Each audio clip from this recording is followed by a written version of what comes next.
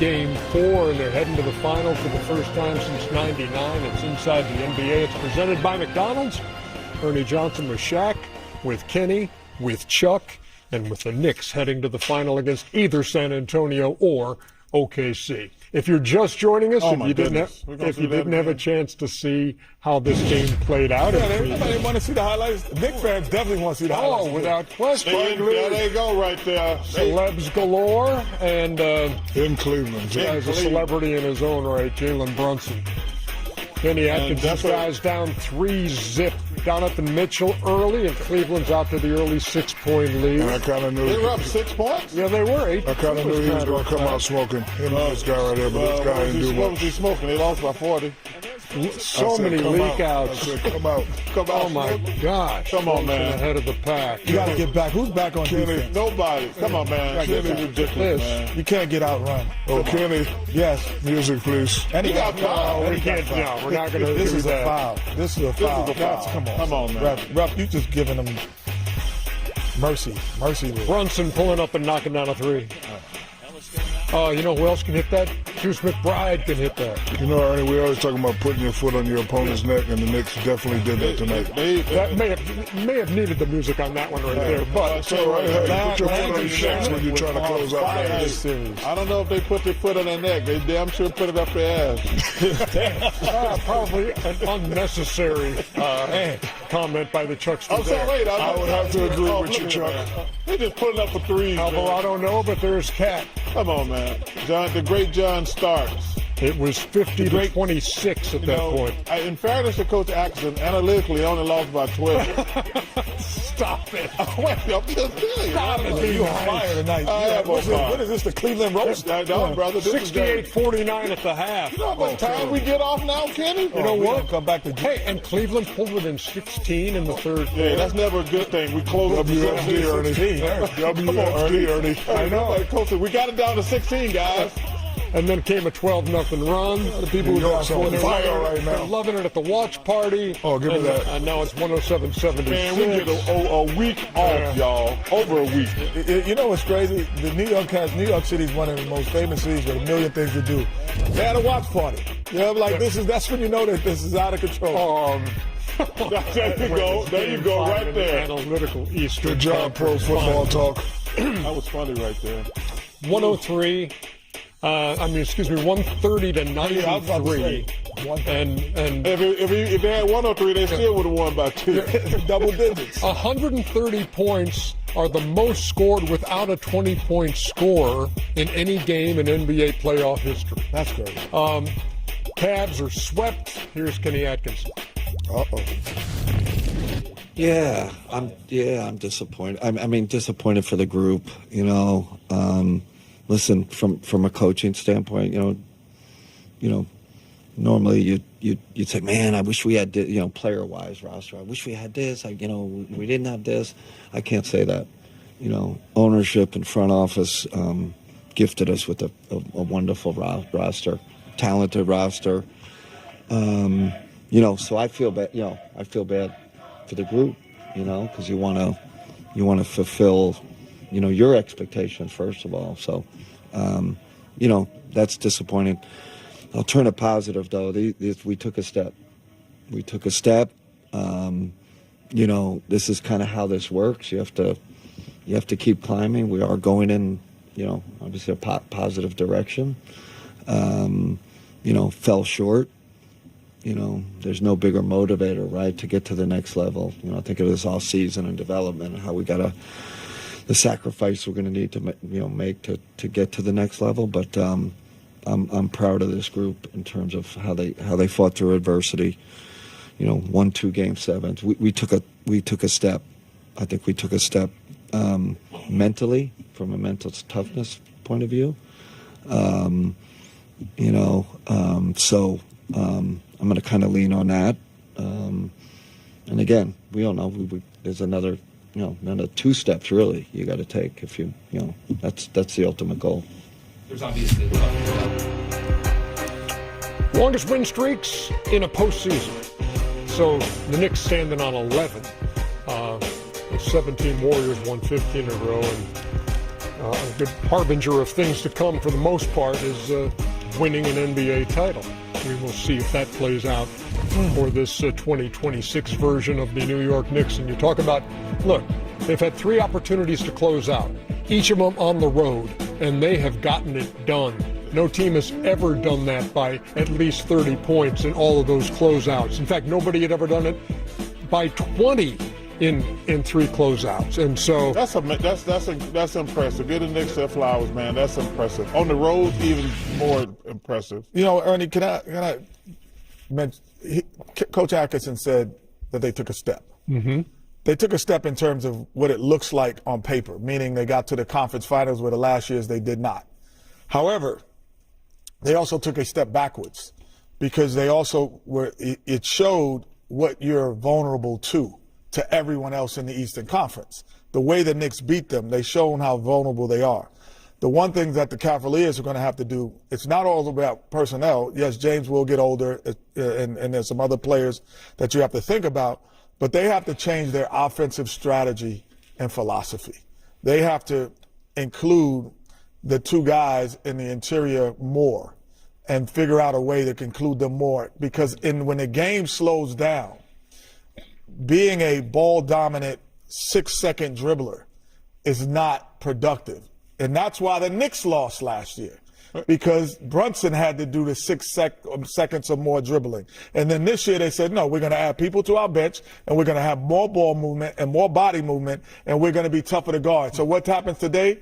You have the first time where you had, 130 points and no 20-point scorer. Yeah.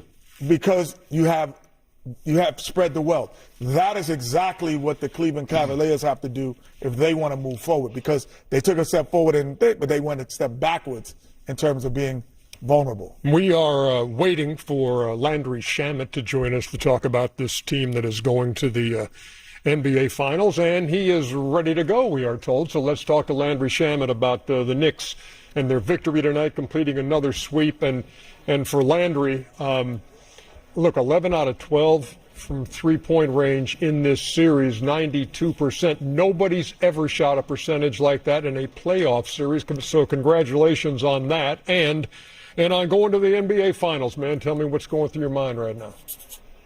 Oh man, it's crazy. My first finals, and obviously it's super exciting and feels good, and we want to obviously enjoy this, but at the same time, same breath, like we got a larger goal here, and so definitely going to enjoy it the next day or two, and start locking in for what's to come. We got 4 more wins to try to go get, and we know it's going to be even harder. So. Really proud of this group and, kind of what we've fought through all year, and, being in this position now with this team, pretty special. Landry, great series. I played with some great shooters, Big Shot Bob, Brian Shaw, Rick Fox, and I used to go to them on nights of closeout games and say, I'm coming to you to be ready. Did Brunson and Cat come to you, and, did anybody on the team come to you and tell you to be ready? Because you're more than ready, my brother. You're playing great. Thank you, man. I appreciate that. Honestly, I think one of the beautiful things about this group is our approach, regardless, is pretty steady. There was no, make it special, Landry, we're going to play through you tonight or anything, or anyone. Our whole thing, when we're at our best, we, stick to our principles, play within ourselves, play fast, and rely on each other. And the beautiful thing of this group is it could be a different guy every night. Josh Hart had a great shooting night. This series, when they're sagging off of him, he made a bunch of shots. It could be Deuce, could be anybody off the bench. Jose, doesn't matter. It's the next man up, and truly like a collective effort. Number one, young man, congratulations. And me, Kenny, and Shaq and Ernie have had the experience of being in New York when the Knicks are doing good. Can you explain to people, like, number one, how in the hell y'all be making all that racket on the roads, and how crazy it is being in the Garden or just walking around New York right now? Y'all know, Knicks fans are a specific species of human that should be studied. It's special, man. They're crazy. They're crazy. They fly out to Cleveland on a Monday. They're everywhere. They take over arenas. They, everywhere you walk in the city, that's what you hear. The buzz is unbelievable. So, yeah, no, I mean, there's really – you could try to explain what's going on in New York right now for Knicks fans, but, I mean, good luck. Like, it's different. Knicks fans are different, man. You know what? Congratulations, Landry. I think the other thing that you went 11 for 12 from 3, and that's going to be, go down in history as, one of the great series. But I thought really your defensive effort on Donovan Mitchell in Game 1 when you guys were down was just as vital, if not even more. Because he was really having his way, and defensively guarding the best player, you get that assignment as well sometimes. Yeah. I mean, he's a hell of a player, and, I've said it before, we have a tremendous luxury on this team of having multiple primary defenders that we could give guys different looks, because as you guys know, these are the best players in the league and really good offensive players that teams played through. If you give them the same look over and over all game, they're going to figure it out and pick you apart. And so we have the luxury where we have, 4 or 5 guys really, perimeter defenders that we could stick on the ball and say, you got them. So, when we find something that works, we'll stick with it, but we have the ability to go to different things and give them different looks. And I think that's a huge strength of our team. Last question so you can go celebrate. You guys are going to have about 7 to 10 days off. Did Coach mention to you guys about being careful and about being smart? Yeah, he's been huge on, with that. As we had it the last series, we swept the Sixers and we had like 9, 10. That was crazy. That was a long stretch, longer than the All-Star break. So, but one of the things he was talking about was, the fighting human nature of getting comfortable. And also, as you guys know, you can't recreate, playoff atmosphere in practice. You just can't. The intensity, all of it. It's hard to recreate. So we've got to find ways mentally, physically, emotionally, spiritually to, keep our spirit where it needs to be, even with time off, taking practices seriously and being intense, going at each other a little bit. So we'll have a good week and be ready to go. Landry, this is, I promise, the last thing. But I am curious. Y'all are good, man. Because this is just like the last series, you're going to have 8 nights off before you play again. And you don't know who you're going to play yet. So how does that work out as you're preparing? Is it, okay, we'll prepare for OKC on this day and then San Antonio? How do you break that up? Yeah. I mean, this series we waited all that time and really had one day to prep for Cleveland. But, you drip feed some stuff in throughout the week, watch some film on both teams. We got a lot of time, so guys will be, locking into film and watching the games, obviously. But we'll walk through and go through both team stuff throughout the week, and then ultimately whenever you figure out who you got, then, full steam ahead on that group. So it worked out last series where we waited all that time to have really one day to prep for Cleveland fully. So, obviously you can't control that, and we know that. So we'll see how this series goes over there with 2 really good teams, and we'll do, control what we can control on this end to be ready to go Game 1. The man missed 1 3-pointer in 12 tries in the series. As I like to say, if you shook his hand right now, you get a 3rd-degree burn. Landry Shamet joining us here on Inside the NBA. Nice going. We'll see you in the Congratulations, finals, brother. Appreciate you guys. Congratulations. Thank you, guys. Appreciate it. Got it. It's our pleasure. Great feeling, man.